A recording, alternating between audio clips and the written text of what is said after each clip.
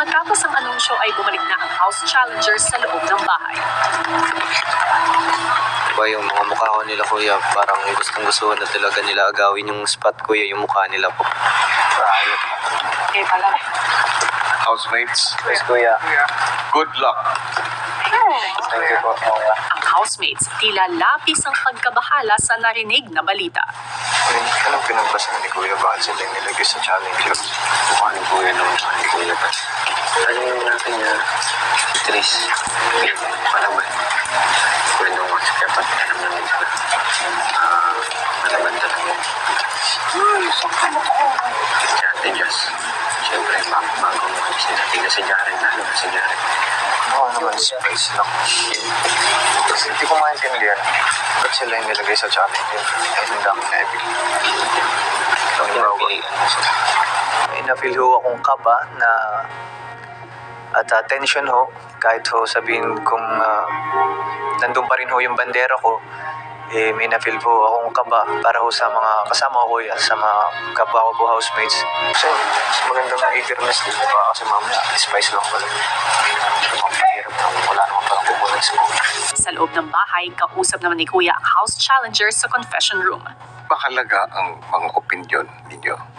Dahil sa lahat ng mga nanonood, kayong 5, ang tumira talaga dito. Gusto kong kunin ang opinion nyo tungkol dun sa dalawang may pinakamalaking ambag bilang housemate, sina JM at si Binsoy.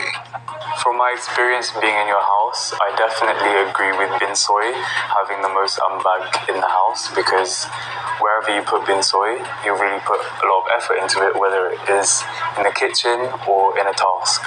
Disagree po ako kay Kuya JM kasi I think mas deserve ni Fiang kasi po mas madami siya na ambag, hindi lang sa chores kundi pati sa mga task. Kuya! Bakit ganito? Hindi mo lang. Enjoy it. Tatayo yung akin bukas. Amen. Ex-housemate na sila.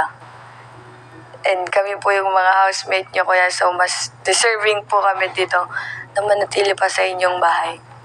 Kasi kuya, lumabas na sila. Doon na lang sila sa labas. Sabihin natin ganun lang. Spice lang yun. Hindi pala tunay ka tunay. Hindi ako. Tapos natalo ka.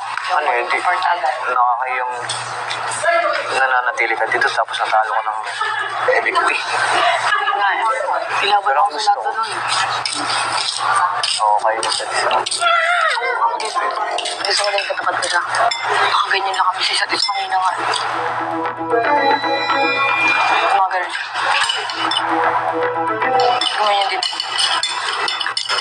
Ito. Ito ang tagal tumitig. Nakaganyan. About, tititig ako din. So what if you guys get exchanged with one of them?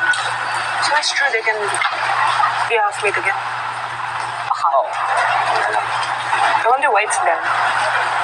Don't. Out of all the ex-housemates, who do you think has pinaka Yung mga po. Hindi, baka mas marami. ambag? Ambag din. In terms of everything. Ha? Wedding po. Ikaw, wedding. Yung sa taas. Sige, don't pa. Kay Binsoy, I would definitely agree because during my stay inside your house, Kuya, tumutulong naman po talaga siya in general when it comes to cleaning the house and sa tasks. But I would like to disagree when it comes to JM. I would definitely pick Rain over JM since for me, siya po yung underrated housemate na natitira po sa bahay niyo po. Disagree po ako na si JM po yung isa sa napili nila dahil kung may mas deserving po sa spot na yon, siguro po si Colette or Fiang po. If I tatanungin, who would you want to go against? Therese. Ikaw. Ay, ikaw. Therese. Why? I picked Jaren. Oh. Right? Siguro ako kasi ako siya nakalaban. Ako din. Oo. Okay, Jaren. Jaren, kasi that's smart. I feel like he's a...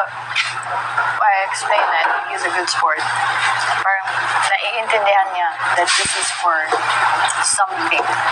And whether you think it this way, parang na-understand niya na why you did that in the first place. Hindi pa man humuhupa ang mga emosyon ng housemates ay isang task muli ang ibinigay ni Kuya sa House Challengers. Ito ang inyong susunod na task. Gusto kong masubukan ninyo ang dalawang may pinakamalaking ambag daw na sina JM at Binsoy. Papapasukin ko silang dalawa sa loob ng aking bahay. Maninilbihan silang dalawa. Ang task nyo ay simple lang. Akitin sila na manatili sa loob ng bahay kasama nito. Susunod! JM at Binsoy, Yes po, kuya. makakapasok kayo sa loob ng bahay ko.